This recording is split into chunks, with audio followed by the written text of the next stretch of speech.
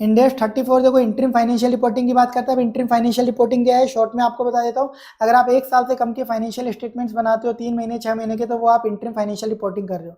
Interim financial reporting में ये सब थियोरिटिकल कंसेप्ट एग्जाम के लिए काम करनी है। जो एग्जाम का काम का है वो मैं आपको बता रहा हूँ।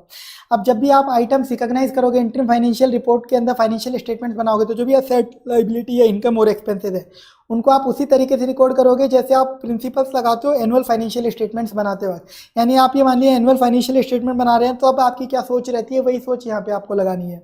यानी जो भी एक्सपेंस आप इंकर करोगे या जो भी इनकम कमाओगे एक इंटरिम पीरियड में, एक क्वार्टर मान लीजिए इंटरिम पीरियड है मेरा अप्रैल टू जून का, तो इस क्वार्टर में जो भी इनकम कमाऊंगा, जो भी एक्सपेंस इंकर करूंगा वो उसी क्वार्टर में रिकॉर्ड करना है मुझे। उसको मैं डेफर नहीं कर सकता इस लॉजिक पे कि आने वाले क्वार्टर में ज़्यादा सेल्स होगी तो वहाँ डेफर कर दूँ। जैसे कि आप ईयर पूरे साल की सेल्स में कभी कोई एक्सपेंस को ऐसे थोड़ा ना डेफर करते हो कि अगले साल में ज़्यादा सेल होगी तो इधर से खर्चा निकाल के अगले साल में बुक कर लेते हैं। ऐसा कभी नहीं करते, तो आप इंटरिम पीरियड में भी नहीं करोगे। ये कंफ्यूजन करने के लिए क्वेश्चन में दिया रहता है, तो उसका क्लैरिफिकेशन एक तरीके से। तो बैड डेट्स और sales promotion, depreciation, employ benefit, administrative expense, exceptional loss, कोई सा भी खर्चा अगर किसी भी पर्टिकुलर इंटरिम पीरियड में हुआ है तो आपको उसी इंटरिम पीरियड में रिकॉर्ड करना पड़ेगा, इनको डेफर नहीं कर सकते। इसके बाद एक स्पेशल केस होता है इनकम टैक्स एक्सपेंस। अगर किसी इंटरिम पीरियड में आपको रिकॉर्ड करना है तो वेटेड एवरेज टैक्स रेट से रिकॉर्ड करना पड़ेगा, क्योंकि इनकम टैक्स वाले पूरे साल का टैक्स कैलकुलेट करके लगाते हैं, उनके लिए कोई इंटरिम रिपोर्टिंग जैसी चीज़ नहीं होती है। तो इस केस में आपको आपका मिस रिपोर्टिंग ना हो, इसका मैंने आपको डिटेल लेक्चर में बताया हुआ है रीज़न। लेकिन यहाँ पे बस आप इतना समझो कि वेटेड एवरेज टैक्स रेट निकालनी पड़ेगी। कैसे निकालोगे आप देख लो, पूरे साल भर में कितना पैसा कमाएंगे टोटल। स्टेप 2 में आप पूरे साल भर में कितना एनुअल टैक्स पे करोगे वो निकाल लो। एस्टिमेटेड एनुअल इनकम माइनस अगर इनकम टैक्स के अकॉर्डिंग कोई कैरी फॉरवर्ड लॉस है वो लेस कर दो, क्योंकि उस पर टैक्स नहीं देना पड़ेगा, multiply by applicable tax rate. Third step में आपकी वेटेड एवरेज टैक्स रेट आ जाएगी, स्टेप 2 का अमाउंट डिवाइड बाय स्टेप 1 का amount multiply by 100। Fourth step में अब आपको क्या करना है, इनकम टैक्स एक्सपेंस निकालना है हर इंटरिम पीरियड का, जो कि profit loss of each interim period multiply by weighted average tax rate. अब इस वेटेड एवरेज टैक्स रेट जो आप इनकम टैक्स एक्सपेंस रिकॉर्ड करते हो इंटरिम पीरियड में, से रिलेटेड कुछ स्पेशल पॉइंट है वो आपको ध्यान रखने हैं। पहला नोट है, अगर आपका एस्टिमेटेड एनुअल टैक्स जीरो आता है, वो क्यों आएगा, क्योंकि आपकी एस्टिमेटेड एनुअल इनकम जीरो हो गई होगी।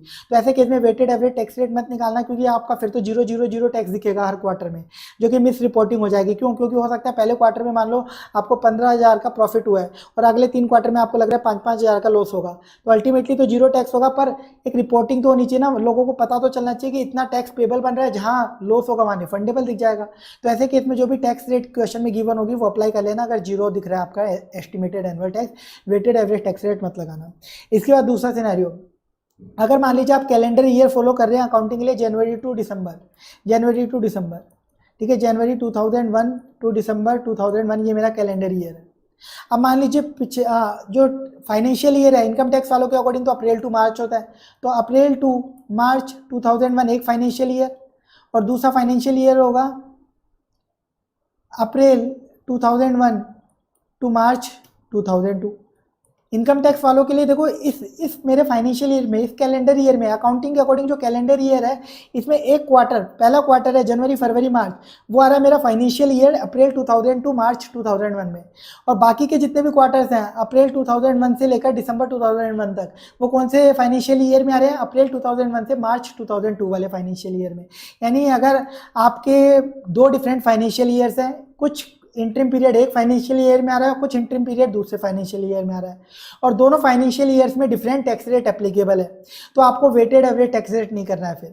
फिर जो क्वार्टर, जो इंटरिम पीरियड आपका जिस फाइनेंशियल ईयर में आ रहा है उस फाइनेंशियल ईयर में एप्लीकेबल रेट आपको टैक्स एक्सपेंस के लिए काम में लेनी है, वेटेड एवरेज टैक्स रेट नहीं करनी, ये आपको ध्यान रखना है। इसके बाद इसमें एक और नोट है, ये लास्ट नोट है इस पॉइंट का। अगर मान लीजिए आपको डिफरेंट हेड की इनकम दे रखी है, मान लीजिए नॉर्मल इनकम और कैपिटल गेन दे रखी है और दोनों पे डिफरेंट टैक्स रेट लगती है, तो आप सारी इनकम के लिए वेटेड एवरेज टैक्स रेट मत कर देना। नॉर्मल इनकम के लिए तो वेटेड एवरेज टैक्स रेट निकालो और उससे कैलकुलेट कर लो, और जो कैपिटल गेन डिफरेंट हेड वाली इनकम है जिस पर डिफरेंट टैक्स रेट है, वो जिस इंटरिम पीरियड में होगी ना, उस इंटरिम पीरियड में उस पर्टिकुलर इनकम पर लगने वाली टैक्स रेट से आप टैक्स निकालना। जैसे कैपिटल गेन की होगी तो applicable tax rate on capital gain आप निकालना, क्वेश्चन से मैं आपको बता दूंगा। लास्ट देखिए, allocation of fix overhead to production units in each interim reporting period, इसको कैसे करोगे। देखो, जो भी फिक्स ओवरहेड्स होते हैं ना उनको हमें एक्चुअल प्रोडक्शन यूनिट पे एलोकेट करना होता है एज पर इंड एस 2। वहाँ हम पढ़ते हैं फिक्स ओवरहेड पर यूनिट निकालते हैं, प्रोडक्शन यूनिट्स एक्चुअल वाली और नॉर्मल वाली विच एवर इज हायर के बेसिस पे पर यूनिट प्रोडक्शन निकालते हैं fix overhead per unit. Fix overhead फिर टोटल ईयर टू डेट लोगे। अब यहाँ पे जो आप काम करोगे ना इस इंड एस में, इंटरिम पीरियड में जब भी एलोकेशन करना होगा आपको फिक्स ओवरहेड का, आपको सारा डेटा ईयर टू डेट लेना है कि ईयर के स्टार्टिंग तक अभी तक कितना हो गया, मान लीजिए मेरा क्वार्टर है जुलाई टू सितंबर का, तो ईयर का स्टार्टिंग हो गया होगा अप्रैल से, तो अप्रैल से सितंबर तक कितनी एक्चुअल प्रोडक्शन यूनिट्स थी वो सब कंसीडर करके आपको पर यूनिट निकालना पड़ेगा। और टोटल फिक्स ओवरहेड जो बांटोगे वो भी ईयर टू डेट लेना पड़ेगा, यानी सारा डेटा ईयर टू डेट लेना, बस इसका यही कंसेप्ट है। तो आप फिक्स ओवरहेड जो एक्चुअल प्रोडक्शन यूनिट्स में एलोकेट करोगे वो ईयर टू डेट लोगे, जिसे आप दो फिक्स ओवरहेड बोलते हैं, actual production units year to date multiply by fix overhead per unit. बचा हुआ फिक्स ओवरहेड P&L में चला जाएगा, जिसे अनऑब्जॉर्ब बोलेंगे। बैलेंसिंग फिगर आएगा total fix overhead year to date minus absorb कितना कर लिया ईयर टू डेट आपने, ठीक है। ये आपका P&L में चला जाएगा रेस्पेक्टिव इंटरिम पीरियड के अंदर। इसके क्वेश्चन देख लेते हैं आप अपन।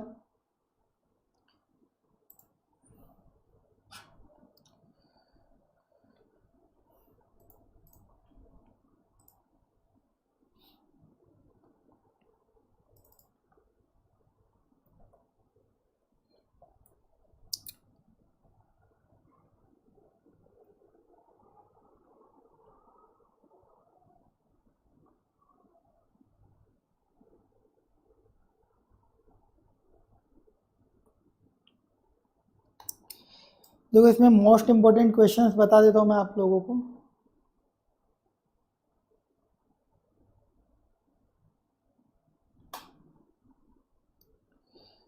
इसमें देखो मोस्ट इंपॉर्टेंट आपका एक तो क्वेश्चन बनेगा, ये क्वेश्चन नंबर 6, ये मोस्ट इंपॉर्टेंट बनेगा। इस क्वेश्चन में देखो हम क्वार्टरली रिपोर्टिंग करें, 1 अप्रैल 2001 को हमारे पास कैरी फॉरवर्ड लॉस पड़ा इनकम टैक्स के अकॉर्डिंग। हमें लग रहा है कि हम इस साल चारों क्वार्टर में 900 लाख का प्रॉफिट कमाने वाले हैं कैरी फॉरवर्ड लॉस के अलावा। इनकम टैक्स रेट 40% है। बताओ हर क्वार्टर में कितना टैक्स एक्सपेंस आप रिकॉर्ड करोगे। तो इसका सिंपल सा है, देखो कैसे आप रिकॉर्ड करोगे। एस्टिमेटेड एनुअल इनकम निकाल लो। सबसे पहले एस्टिमेटेड एनुअल इनकम कितनी आएगी, 900 lakh into 4, 3600 lakh. Estimated annual tax, estimated annual income minus carry forward loss multiply by tax rate, तो 1200 लाख का टैक्स। तो वेटेड एवरेज टैक्स रेट हो गई स्टेप 2 का अमाउंट डिवाइड बाय स्टेप 1 का अमाउंट, ये आ गई। हर क्वार्टर में 900 लाख की इनकम होगी तो इससे मल्टीप्लाई किया तो आपका टैक्स एक्सपेंस आ गया।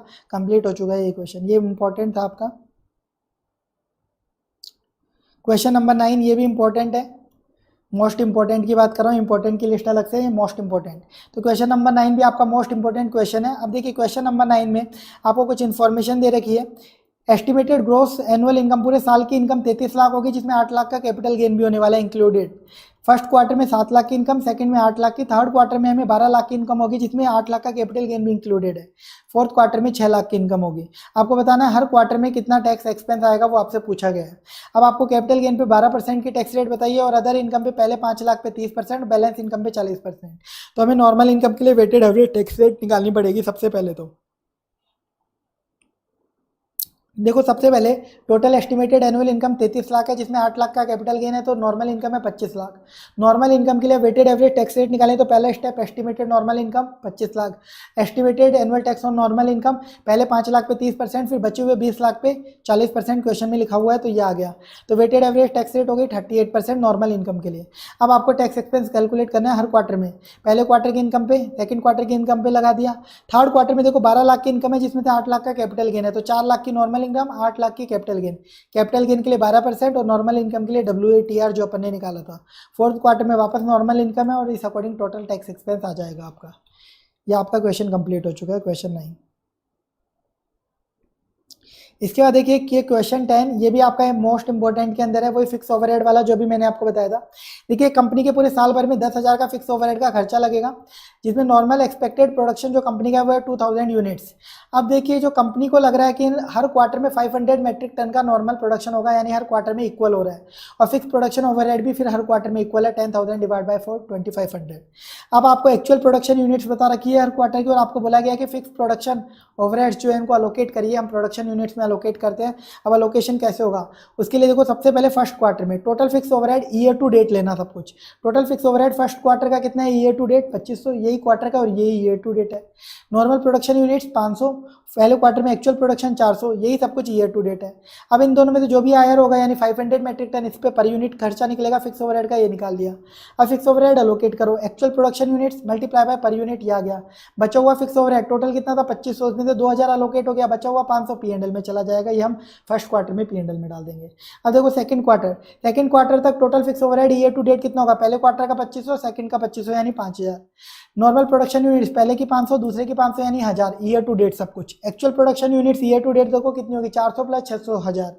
विच एवर इज हायर, दोनों ही 1000 है, कोई फर्क नहीं पड़ रहा है, वही 5 पर यूनिट आ गया। अब एक्चुअल प्रोडक्शन यूनिट्स में कितना लोकेशन होगा year to date, year to date कितनी प्रोड्यूस हुई है यूनिट्स, 1000 अभी निकाला था अपन ने, मल्टीप्लाई बाय 5, 5000। टोटल अभी तक फिक्स ओवरहेड कितना हुआ था 5000, उसमें से 5000 पूरा एक्चुअल प्रोडक्शन में एलोकेट हो जाना चाहिए था, यानी पीएनएल में कुछ नहीं जाना चाहिए। पर फर्स्ट क्वार्टर में हम पीएनएल में 500 डाल चुके हैं, तो वो आपको रिवर्स करना पड़ेगा, सेकंड क्वार्टर में आप रिवर्स करोगे जो 500 फर्स्ट क्वार्टर में पीएनएल में डाला था।